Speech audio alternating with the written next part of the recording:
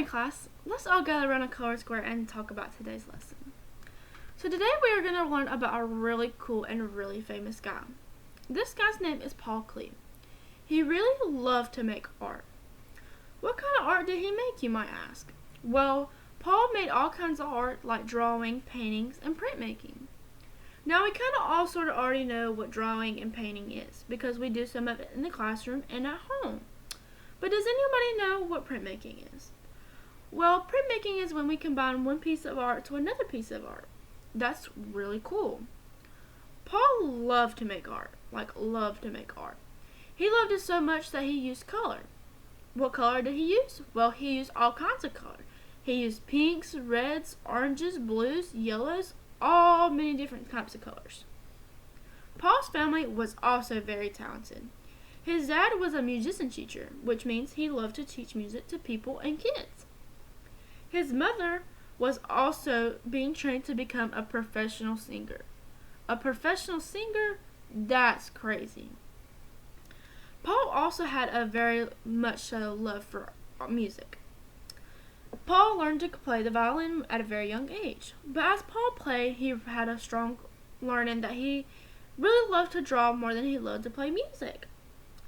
So, this is Paul. This is our artist.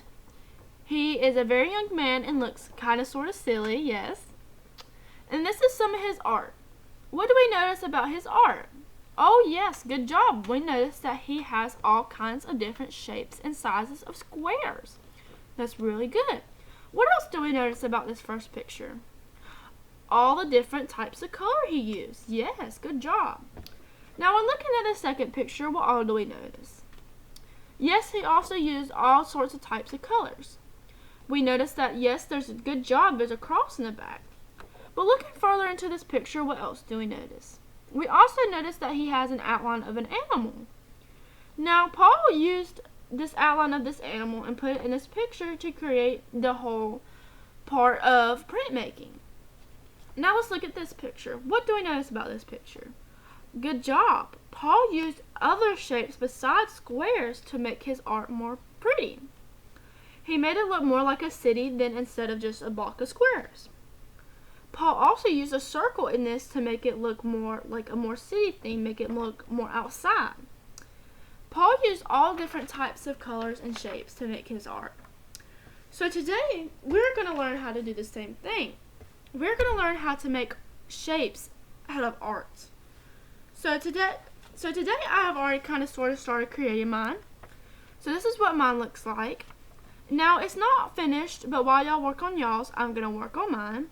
But you see how I've used the different types of squares and shapes to make mine. Well, that's what y'all are going to do too.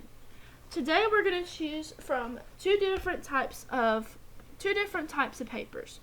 Today we're going to try to choose either from a blank piece of paper, which you'll get to make your lines and your squares and your different shapes and color it. Or we're going to choose from this type of piece of paper that already has the lines and shapes drawn out for you. Now, what are the options for coloring, you might ask? Well, first I have provided us with some pencils to use to make our lines and our shapes and our drawings. And then we might go into using some markers. Now, when we use these markers, we know we cannot color on ourselves or our other classmates or other classmates' pictures or the tables. Now, when we use our markers, we have to make sure that when we take the lid off and we get done coloring on our paper, we make sure to put the lid back on and make sure until we hear that click. Now, we also have an option of using colored pencils. Now, when we use colored pencils, we want to make sure that we're not too rough on our colored pencils because it'll dial the fine thing down. So when we use our colored pencils, we want to color them and make sure that we put them back in the box where they go, so that way we don't lose any of our colored pencils or they get lost on the floor. We also have the option today of using paint. Now, when we use paint, we have to be very, very careful.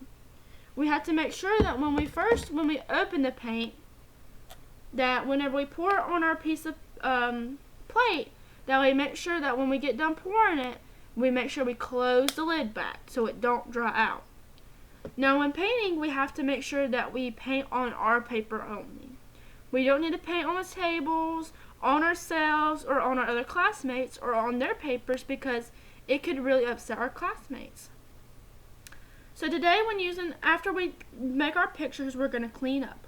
And when we clean up, we got to make sure all of our colored pencils are back in the box, our paints are closed, and our markers have their lids on them. And when we get done, we have to make sure that we're going to place them on a different table to let them dry and make sure that they don't get ruined, so that way we can go into our next lesson.